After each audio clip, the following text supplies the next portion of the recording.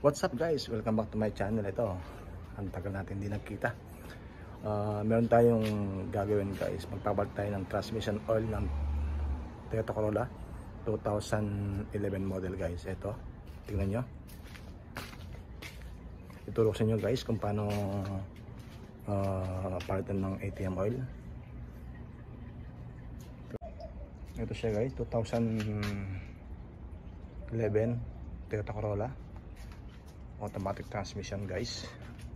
Magpapalit tayo ng transmission oil.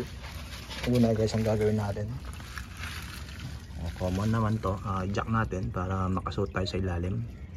Tapos guys, i-drain natin yung transmission oil nya. So yung filter nito hindi na natin, kahit hindi mo natin palitan. Yan, dinarain ko na. Ang size ng adherence nya guys, yung drain plug ito, ang size nya 10mm guys. Ayan, yan, pinapatulo ko na siya. So 10mm lang size nung ano niya, yung drain plug nya. Ayan,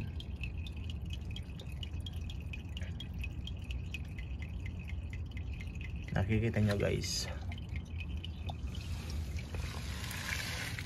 So yun, tapos dito natin lalagyan ng oil mamaya. Ayan, dito sa dipstick nya. Ang laman nito guys, ang transmission oil nito 3.5 liters. Ayan, 3.5 liters guys. Kahit kayo lang pwede nyo i-change yung transmission oil nyo.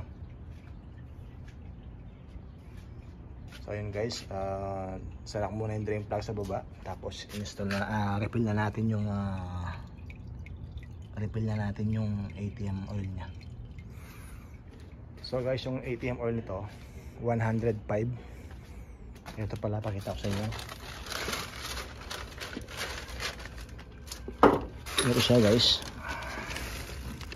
Ayan, 80 fluid, automatic transmission fluid, T-1 tsaka ano, B 17. So ayun guys ang number ng ATM oil nya. So pag bibili kayo ng transmission oil nyo 2010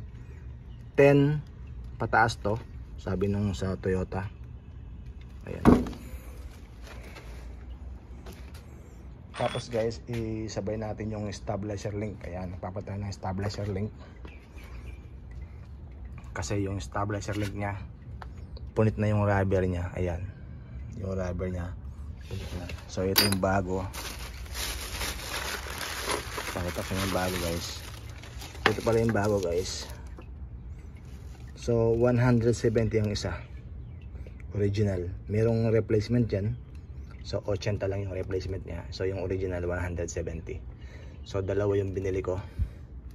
So ayan guys, tapusin ko muna yung transmission oil niya. Tapos sunod natin yung stabilizer link niya. Kasi pupunta siya ng MBPI. So kailangan niyang magpa-check sa akin. Yan, kaya chine-check ko. Para pagdating sa MBPI, walang hassle na, diretso na. So ayun guys, maraming salamat. So palitan ko muna tong mga gagawin ko, yung link tsaka yung ATM oil nya, i-refill ko muna.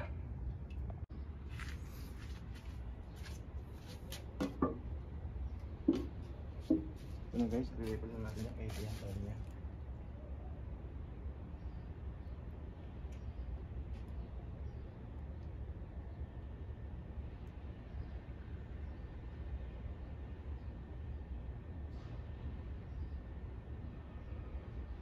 So tapat kalahati ito guys, ang laman nito.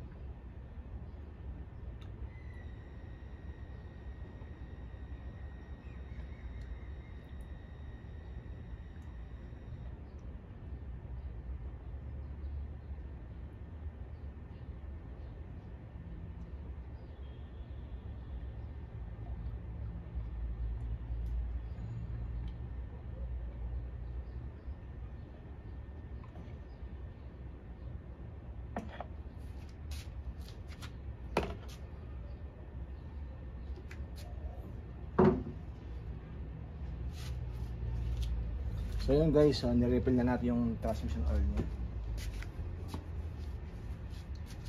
Start natin ngayon, check natin guys.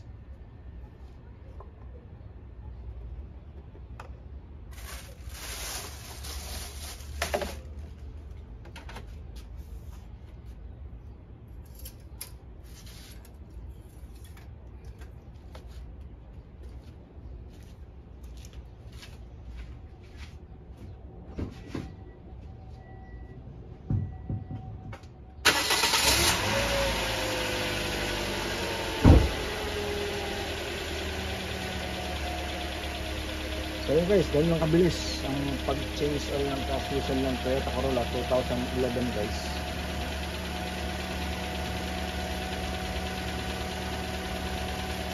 So guys, check ko, kailangan umaandar.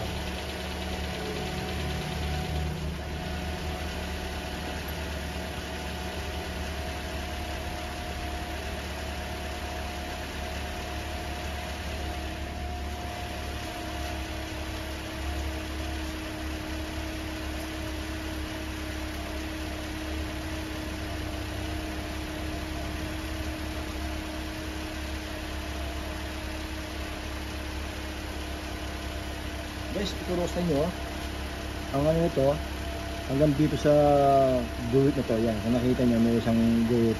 Yan. Yan. Nakalagay dyan hot. Ayan, nababasa nyo hanggang doon mo ilagay guys yung ATM oil nya sa hot. Ayan.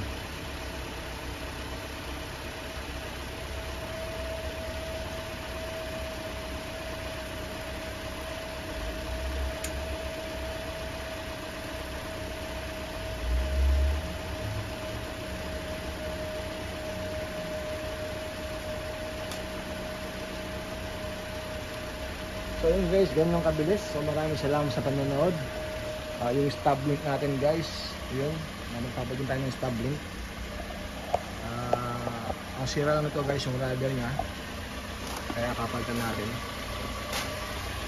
Ulitin ko, madali lang to guys, 17 to, 17mm lang yan guys. So mabilis lang yan. So ito yung bago. So yan ang luma, hindi pa natin tatanggal. So kailangan guys, maglagay tayo ng safety, yan, jack stand, tsaka yung ano, para safety tayo habang ginagawa tayo. So ayan guys, maraming salamat. Sana huwag niyo kalimutan mag-subscribe, mag-follow, at i-share na rin po para mapanood ng mga kababayan natin na may mga ganitong sasakyan. So ayan guys, maraming salamat. See you in my next vlog. Thank you, bye.